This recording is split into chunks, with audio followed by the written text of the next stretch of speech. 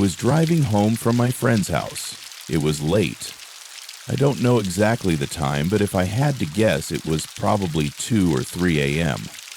I lived 20 minutes away, which wasn't too far since most houses around here are spread out. The rain and lack of streetlights made it hard to see though, so I was driving slower and more carefully. 5 minutes down the road, I pulled up to a traffic light. I had the red light, but there was a blue car on the other side who was on the road, partially in the intersection. Its headlights and everything were on, but it was just sitting there at a green light.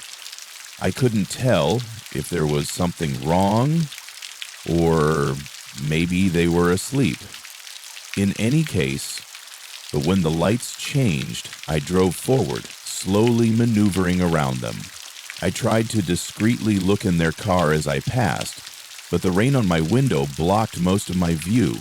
Only a moment after passing them and driving down the road again, the blue car turned and started following me down the road, so it wasn't broken down after all. I kept my eye on the mirrors. I wouldn't consider myself a paranoid person, but the situation felt staged. Another minute down the road, the car's headlights started getting brighter in my mirrors as they pulled their car closer to what felt like just a couple of feet from my back bumper. In weather like this, that made me really uncomfortable. I looked back at the road but saw a small light pop up on my dashboard. It was a signal that one of my tires was low on air. A common signal, but it felt like an odd time for it just to pop up, given the situation. I looked back in my mirrors, seeing the car still tailing me. They were so close, their headlights almost made it hard to even see the actual car. I was just 4 or 5 minutes away from home, nearing the entrance to the neighborhood, when my dashboard started flickering a new signal flat tire. My stomach dropped the second I saw that signal. I put all the pieces together and was almost 100% sure that this car behind me had done something. I drove another minute, hoping to make it closer to home, but I could feel my car sinking to the left and I was practically driving on the rims.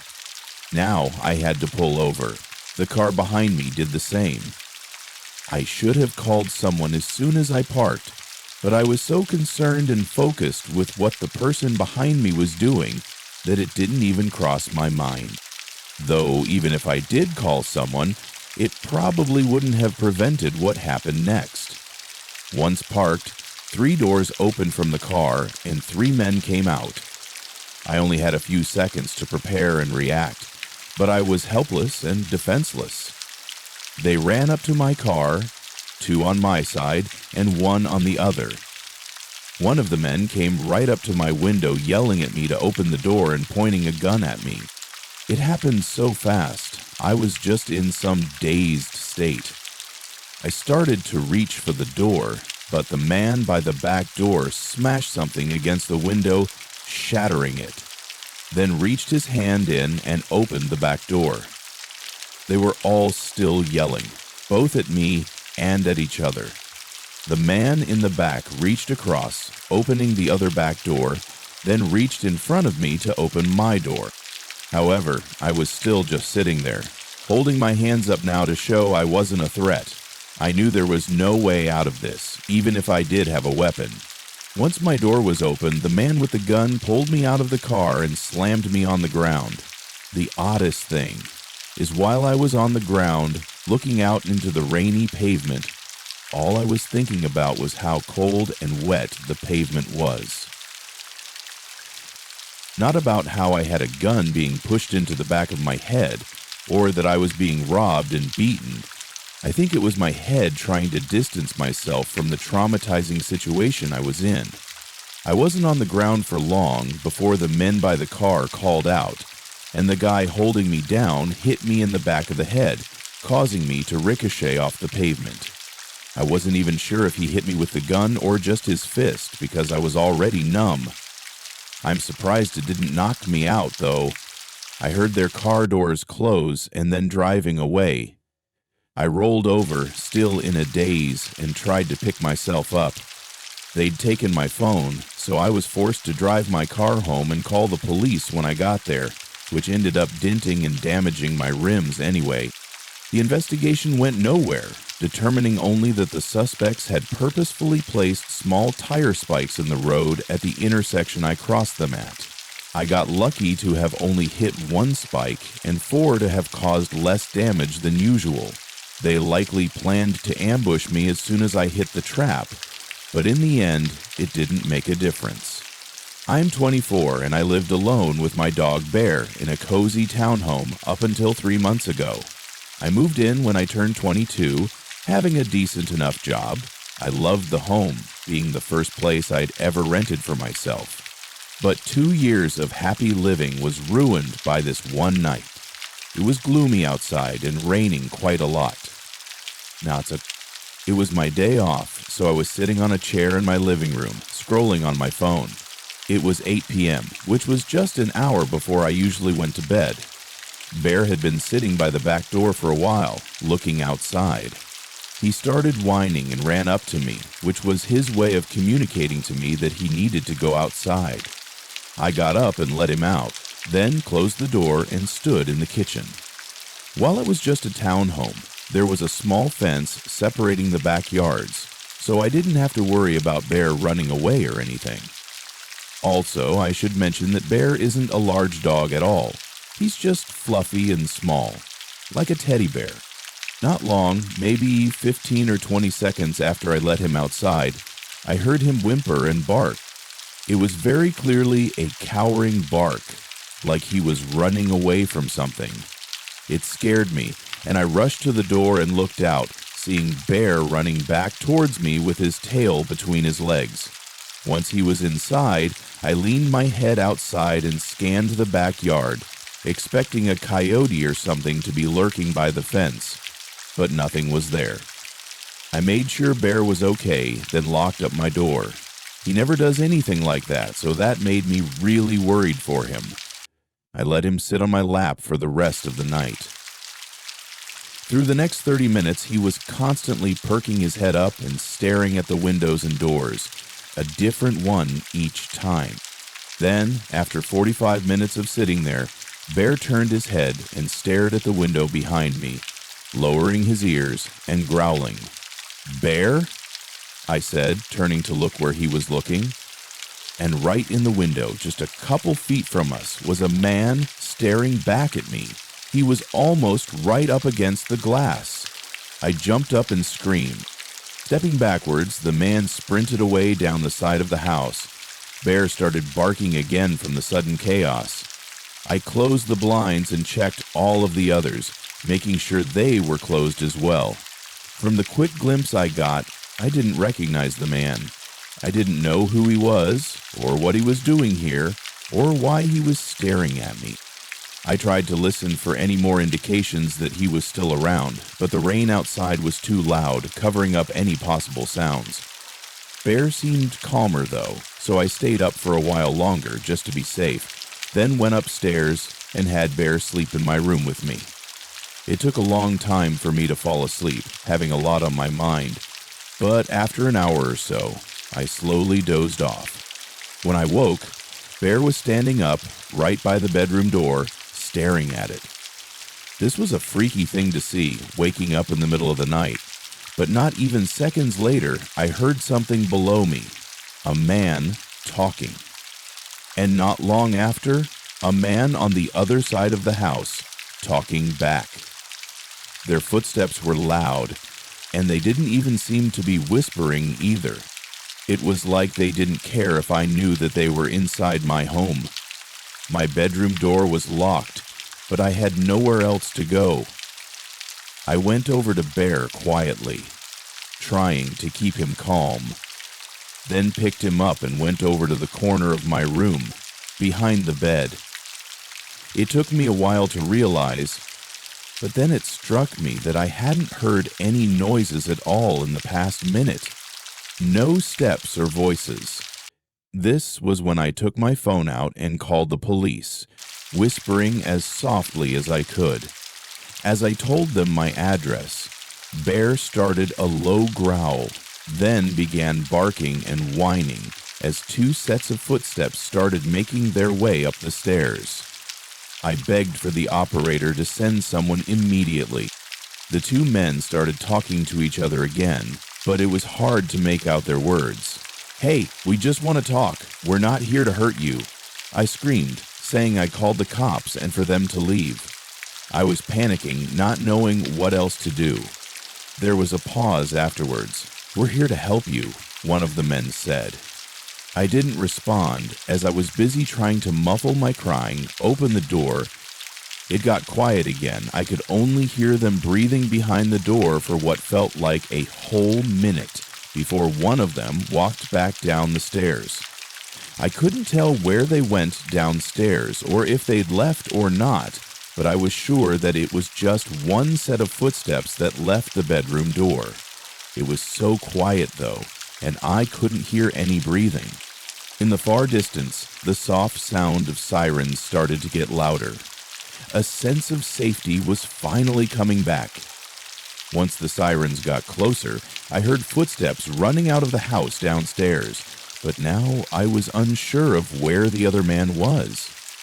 It seemed really unlikely for him to be by my door still, but I could swear I never heard him leave. I waited for the police to pull up and make their way inside.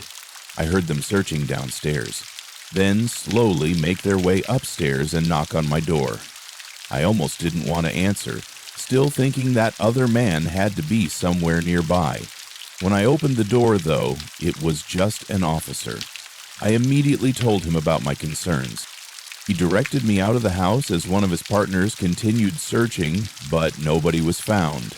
The only thing they were able to find was watery footprints all around the house, as well as an unlocked window, which, to be honest, I wasn't sure if I kept locked or not. It terrified me, though, feeling so confident that the other man was still there, never hearing him leave, but then there being no trace of him. It made it impossible to sleep at night, having this feeling of someone still in the house, watching me. I moved out 3 months ago. It was too much stress on my mind, having a loose end like that, especially since neither of them were ever identified or arrested. There was no clear intention the men had either, which is just another question added to the list of uncertainty. Even now, living miles away in a new apartment, I still sometimes feel like I'm not alone. I work at a convenience store at the corner of a small shopping strip. It's basically a smaller, local version of a 7-Eleven.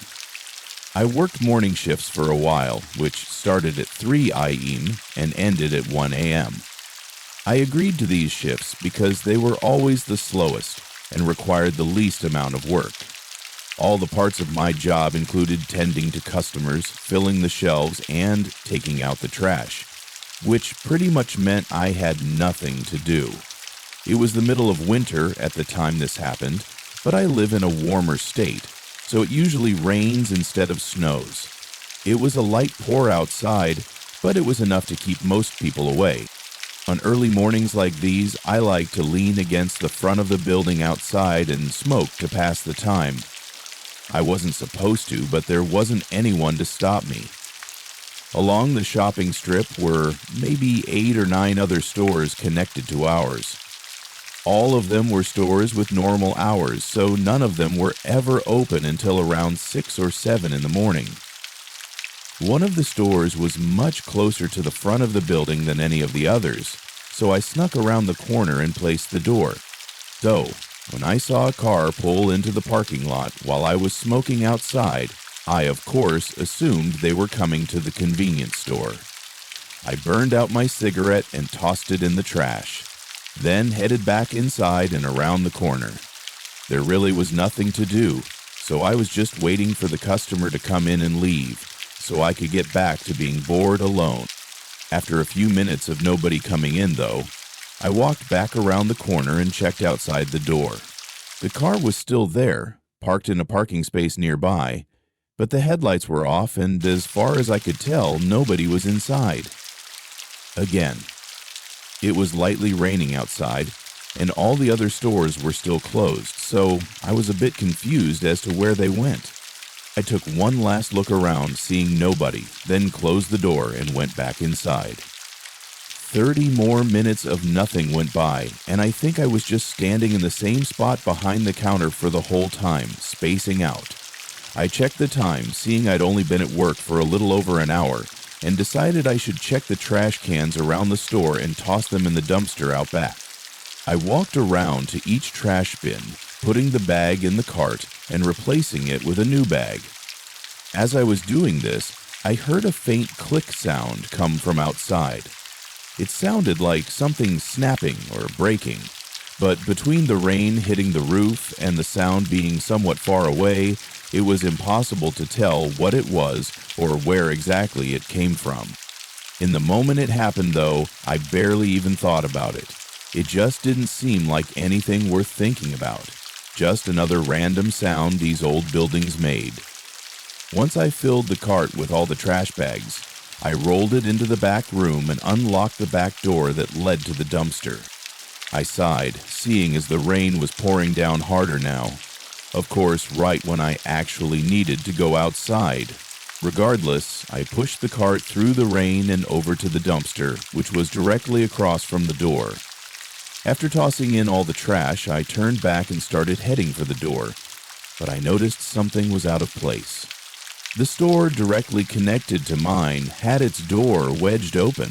I had never seen anyone there earlier than 6, so it made me think. I went back inside to get out of the rain and went out to the front door and looked at the other store's door. All the lights were off and it looked locked up and empty, like it always was at this time. I thought for a few more minutes before figuring I had nothing better to do and went back outside by the dumpster and walked up to the open door.